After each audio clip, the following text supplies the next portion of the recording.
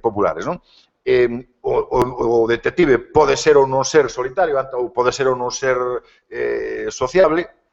O problema do detective solitario, que comentabas ti antes, é porque o detective das primeiras novelas policiais ven da epopeya, entonces é un solitario. Tamén nas películas do oeste o héroe é un solitario, un señor que chega e logo vai, márchase coa posta do sol, non? Entonces, pois, os detectives de Chandler e de Hammett entran nas novelas e salen igual que os vaqueiros, coa posta de sol, e xa está, non?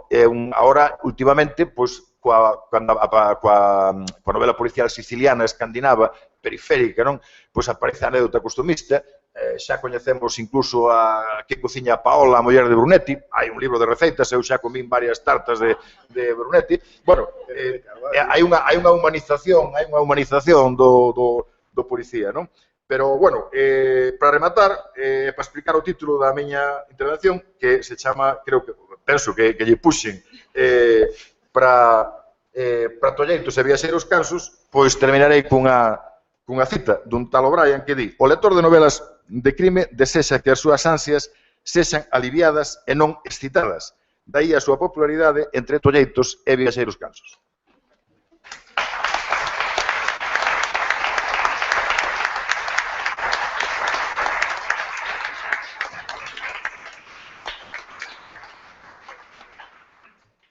Ben, moitas grazas aos membros da mesa por atérense o tempo e certamente tamén os contidos que lle pedíramos que desenvolveran aquí.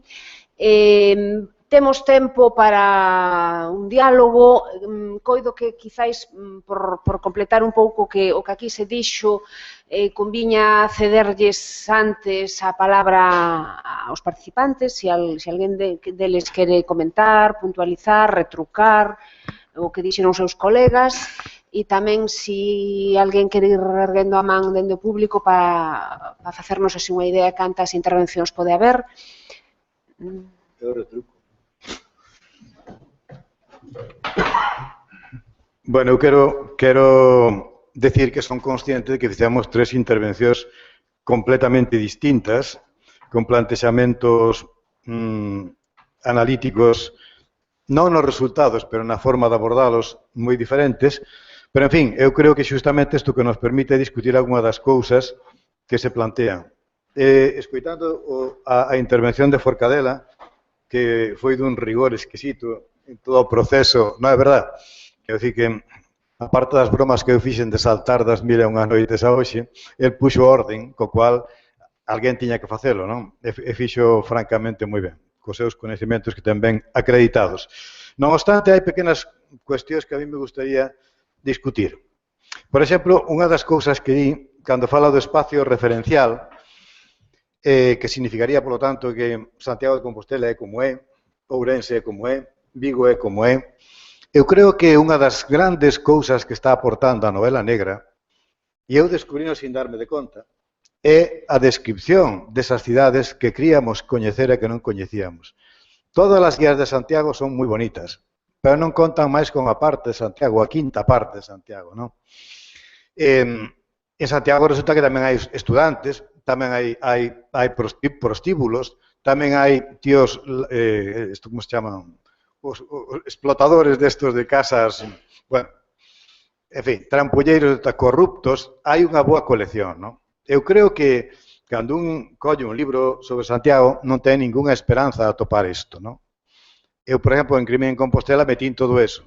E metín non lío a algunha persona, porque un directivo, joder, a ver como camuflo, unha autoridade, resulta que seguindo o meu manual, dixo, a ver, saliron ás 2:00 da noite de Santiago, e dixeron, seguindo o manual de Reigosa, chegamos a Milladoiro, pasamos, primeira estrada á dereita, seguindo unha curva, aparecen uns chalés, e aí hai un prostíbulo fascinante que describe Reigosa con espellos no teito.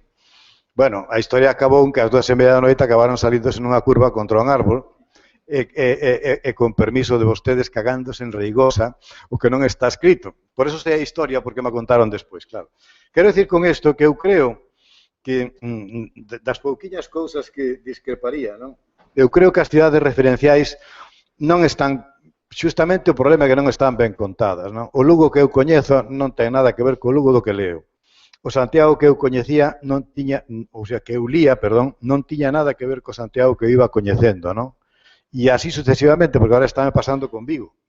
É dicir, o Vigo que eu coñecía é cando vas entrando na realidade de Vigo, pois é outra que eu personalmente creo que está sin contar.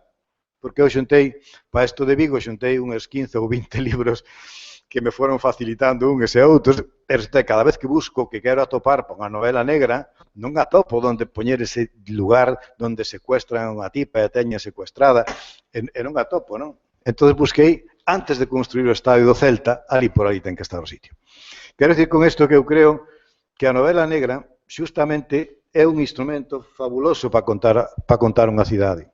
Para contala en todos os seus ambientes, porque xustamente pola condición que de alguma maneira, como decía Vieito, adquire esta especie de protagonista, non?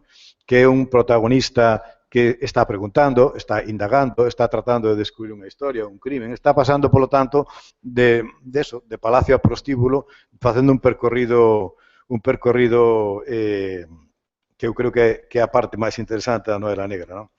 Decía tamén outra cousa, non é discutir, é a miña opinión. Decía unha cousa que me parece tamén, estou completamente de acordo contigo, non? Sobre a inestabilidade e a desmitificación do héroe.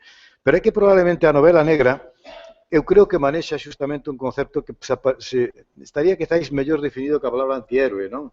É dicir, o último que pretende ser Sam Spade, pues, se nos volvamos aos clásicos, non? É un héroe. O que pretende é sobrevivir, ganar uns cartos, descubrir un caso. É dicir, eu creo que esta é unha especie de personaxes moito menos nobles que a Ulises ou estos, non? Polo tanto, eu creo que nese aspecto o antihéroe, bueno, o que lle chame o antihéroe, digamos, o protagonista da novela negra, realmente eu describo moitas veces como o chisme de abrir as latas, non? É dicir, toda a cidade é unha lata que está pechada, metes o chisme, vas abrindo, e según vas abrindo, vai salindo que hai dentro, sardiña, non sei que, tal, todas estas cousas, non? Outra cousa que anotei aquí, a ver se entendo o mismo, pero non sei que era dixo. Creo que foi Vieito, non? Que falaches de Vázquez Montalbán, que Carballo, que é efectivamente un tipo que é extacía de excomunista, que sería realmente un personaxe paródico. E eu creo que non, eu creo que é un personaxe moi común. Eu coñeci moitos que non foran da CIA exactamente, pero foran de algo parecido, é que o desencanto seu, uns porque viñan do Partido Comunista e outros porque iban para o Partido Comunista, o certo é que a vida deles realmente era unha vida non paródica, é unha vida, eu creo que o paródico é o non cambiar nunca, non? Como ben dixeches despois falando de Torrente, non? Non sei se aí había unha contradición ou non. Bueno, con isto eu creo que xa vou servida a miña intervención. Non sei se para ilusións, se non... Por ilusións, polo menos.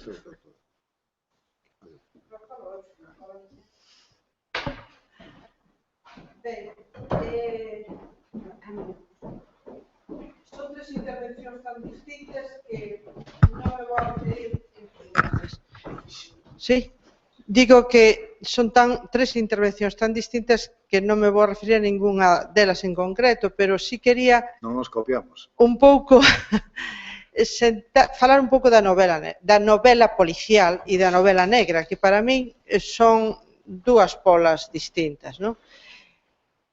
Todo o mundo coñece pois, as orixes do xénero e todo isto, situadas en Poe, e que a novela negra pois, se institue como algo filosófico, moi mental, que ten que ver moito coa matemática, que nace, pois, como tamén se apuntou aí, nunha sociedade estable, nunha sociedade democrática, que ten unhas leis, unhas regras, e neste aspecto, eu non sei por que Forca pois, fala de unha sociedade en decadencia, en crise e todo isto. Eu creo que é todo ao revés, é dicir, que é unha sociedade que, por que se deu o xénero precisamente en Inglaterra? Porque era unha sociedade organizada, evidentemente, con corrutelas, con elementos que falseaban esa democracia e que aí si estou de acordo, creo que o dixo Bieito, entra o detective naqueles casos que a policía non quere ou non é capaz de solucionar. Pero é unha sociedade non en crise, senón moi organizada. A partir do nacimento do xénero, que eu xa vim discutindo con Forca, porque estamos non estamos de acordo niso, que creo que hai que manter as reglas. É dicir, ou tiramos cos xéneros e entón non hai xéneros, podemos decirlo, pero se hai un xénero policial, hai un xénero con unhas reglas. E hai un asesinato e hai unha investigación. E hai un antiheroe, como ti decías, e hai uns personaxes que van a funcionar desta maneira e que, en certa maneira, son estereotipos. E nada máis. Logo pode haber matizacións daqui e dalá, veremos como é. De feito, como tamén moi ben explicaxedes, en cada lugar nace unha novela policial ou negra distinta, porque evidentemente a sociedade americana de comezos de século que se estaba formando con tanto mafioso e tanto corrupto e tanta negrura ali, pois ten que ser de outra maneira. Entonces aí aparece este xénero negro e aparece esta muller que non ten ningunha cabida na novela policial, a muller fatal, a muller que é lista, pero que sirve pois aí de complemento do antiheroe. Outro elemento é, entón, que a novela policial está moi unida, intimamente unida á novela realista. Ten que ir de par, non? Perdón. E, de feito, pois agora, tamén, últimamente, cos trazos costumistas, como se sinalou en Camilleri e outros autores, non? Entón, a miña idea, e non me quero estender máis, porque hai moitas cousas que podía decir, é, aludendo ao primeiro que dixo Reigosa, que te queixabas un pouco da crítica que non era valorativa da novela. Bueno, en galego, como chegamos tarde a todo, pois queríamos facer a gran novela, a gran obra, e era eso, a ver quen facía a novela máis longa e todo isto. Pero eu creo que a novela en galego é moi importante que sexa popular, e que sexa unha novela moi lexible. De feito, fíxolle moito ben a lectura en galego a novela policial, a novela negra. É unha novela moi lida. Tanto, bueno, foi incrementando incluso, non? O número de lectores. Por distintas razóns, se queredes, comerciais, e aí entraría Boursier e todo, e Rancière, pero Domingo Villar foi un fenómeno editorial pois extraño. Un tipo pouco coñecido que escribe unhas novelas por primeiras e que ten un éxito impresionante. Pois o mellor era o momento, era a circunstancia, o que sexa, non? Pero xa había unha traxectoria detrás importante. Entón, eu creo que hai que manter o xénero e hai que mantelo sin adulterar.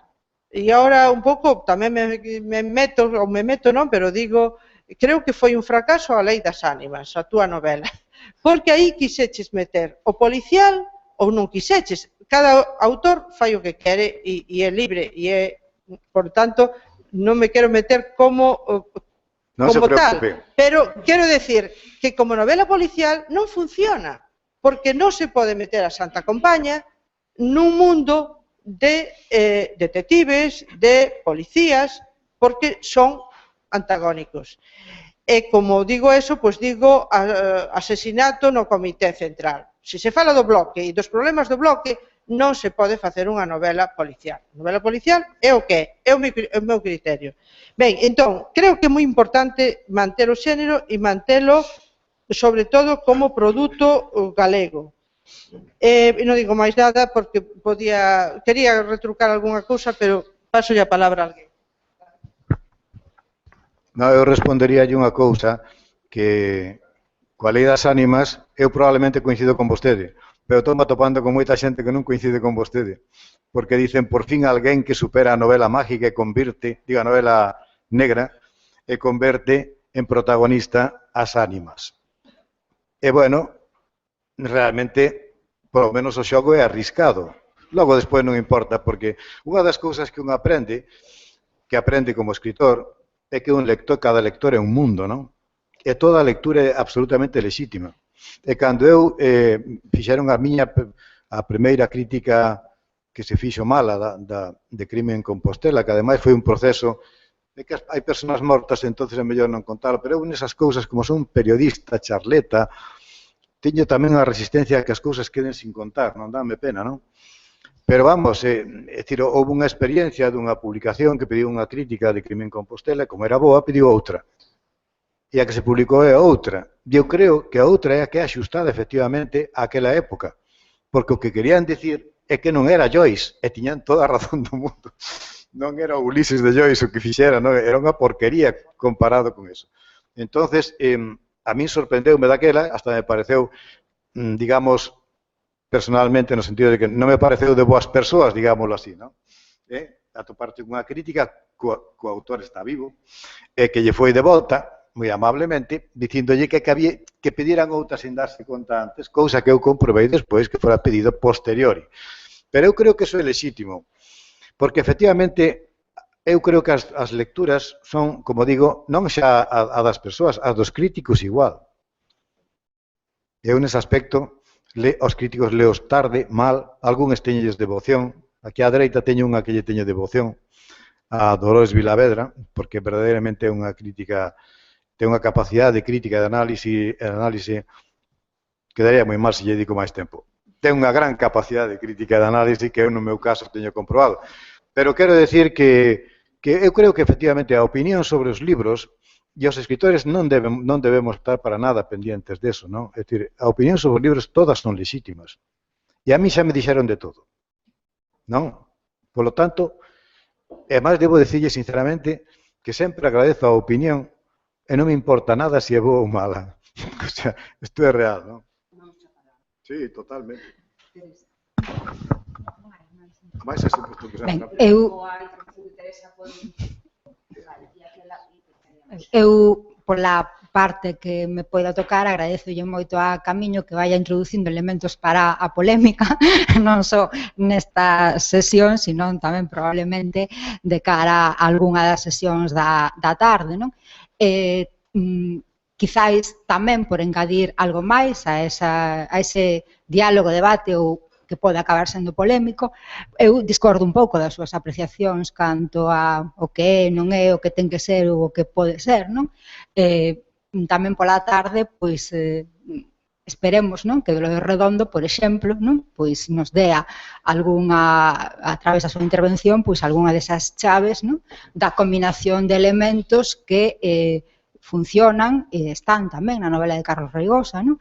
Que é pois, a combinación do policial, se non queremos falar do xénero negro, pois con elementos que son do mundo máxico e das tradicións máis arraizadas no imaginario popular dunha zona concreta, non? Funcionan e claro que funcionan perfectamente e é un dos elementos que contribúe a digamos, revitalizar, personalizar, adaptar e facer avanzar tamén o xénero, porque os xéneros teñen códigos, pero non son inmutables. Logo, gustaríame, porque non o fixo, que se quere, igual non quere, brevemente, pois Forcadela fixese unha pequena reflexión non desde a súa condición de estudioso, senón de escritor do xénero, non?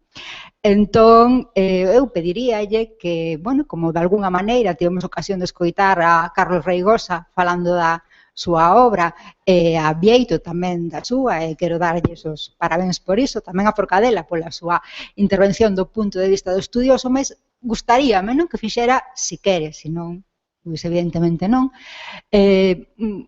pois unhas pequenísimas pinceladas, non, sobre como pode ver el, desde unha certa distancia xa, pois esas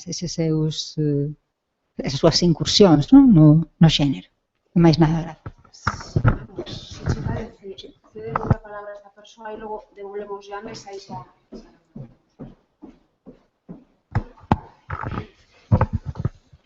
Hola, buenos días. Bueno, de hecho, algunas cosas de las que iba a comentar las acabas de comentar tú.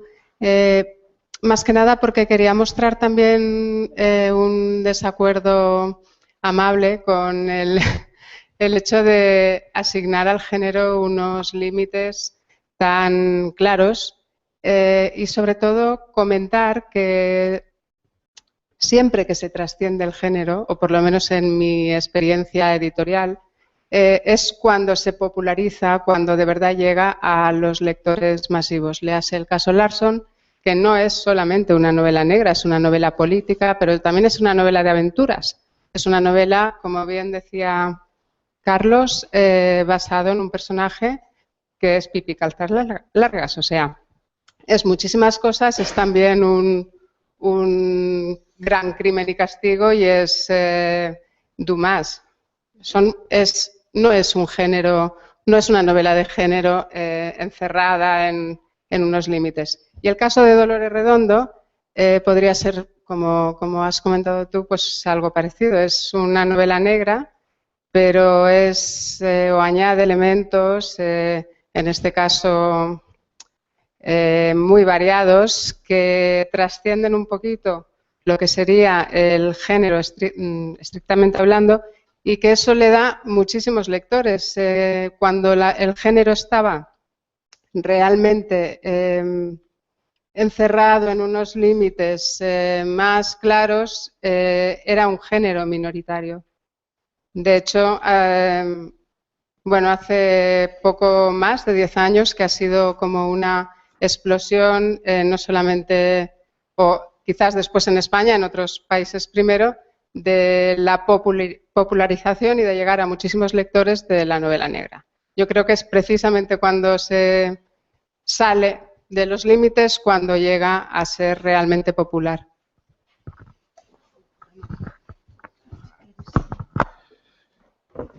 Ben, pois eu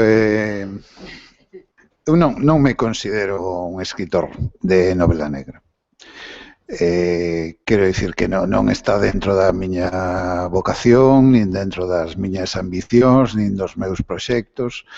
Escribín 4 novelas, unha pequena serie de novela negra, nun momento no que primeiro tiña un editor que máis demandaba, cousa que agora non teño. Segundo, tiña un interese específico de coñecemento no que era a narratoloxía. Entón, realmente, as miñas noveliñas, chamémoslle así, foron máis que nada exercicios de estudo narratolóxico. É dicir, quería ver como funcionaba iso de pois de cambiar os narradores, de mover os personaxes, de construir os espazos, do ritmo da historia, do ritmo da narración, bueno, todo este tipo de cousas. E realmente aí foron, de alguna maneira, un laboratorio. Eu creo que hai moitas maneiras de escribir.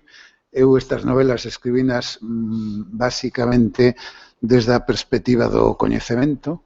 É dicir, non quería facerme famoso nin gañar cartos con elas, simplemente o que quería era aprender. E unha vez aprendín o que tiña que aprender, unha vez fun quen en fin, desentrañar todos esos mecanismos. Creo que a novela negra máis é un camiño fascinante para entrar en todo o que é a complexidade dos procesos narrativos. O meu interese cesou. Ben, pois vamos dar por remate. Quería decir só un dato para... Pois non sei se temos o micro por aí, porque como se está grabando, é magua que estas cousas... Non importa, porque se A ver. para ela. Decir que non sei de onde sacas o dato de que antes a novela negra non salía, porque según un dato que vin eu, creo que era na UNESCO, dos anos 80, o xénero policial e negro é o terceiro máis lido no mundo, despois da Biblia e dos traballos marxistas. É dicir, que foi a novela de Agatha Christie, xa me contarás, é dicir, foi unha... Sí, do xénero. Ha sido precisamente este tipo tipo de novelas que se han apartado un poquito del género, las que han llegado, por lo menos en España, a un número de lectores que jamás había conseguido ninguna otra.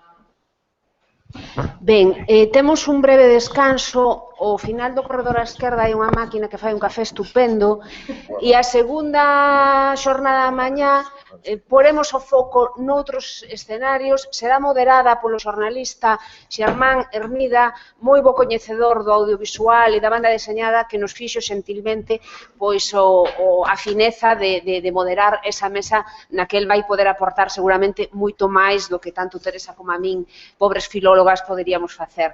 Grazas pola súa atención e continuamos en 10 minutos.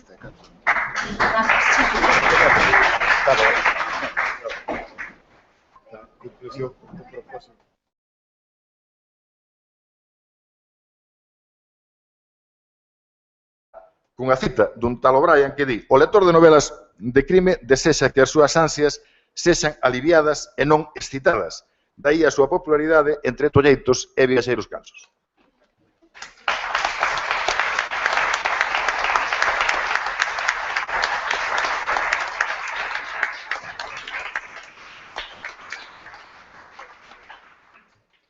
Ben, moitas grazas aos membros da mesa por atérense o tempo e certamente tamén os contidos que lle pedíramos que desenvolveran aquí.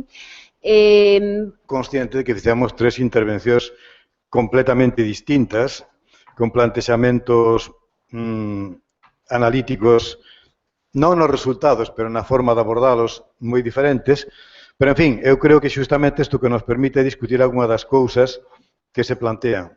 Escoitando a intervención de Forcadela, que foi dun rigor exquisito en todo o proceso, non é verdad?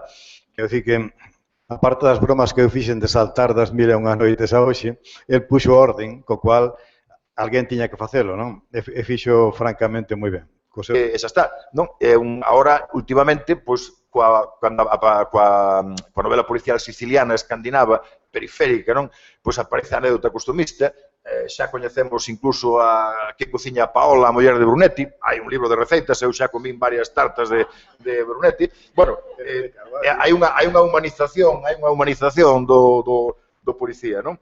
Pero, bueno, para rematar, para explicar o título da miña intervención, que se chama, penso que lle puxen para tolleitos e viaxeiros cansos, pois terminarei cunha populares, non? O detective pode ser ou non ser solitario, ou pode ser ou non ser sociable. O problema do detective solitario, que comentabas ti antes, é porque o detective das primeiras novelas policiais ven da epopeya, entonces é un solitario. Tamén nas películas do oeste o héroe é un solitario, un señor que chega e logo vai, márchase coa posta do sol, non? Entonces, pois, os detectives de Xaller e de Hammett entran nas novelas e salen igual que os vaqueiros, coa posta de sol. Temos tempo para un diálogo. Coido que quizáis, por completar un pouco o que aquí se dixo, conviña cederlles antes a palabra aos participantes, se alguén deles quere comentar, puntualizar, retrucar o que dixeron os seus colegas, e tamén se alguén quere ir erguendo a man dende o público para facernos así unha idea de cantas intervencións pode haber. Eu retruco. Bueno, eu quero decir que son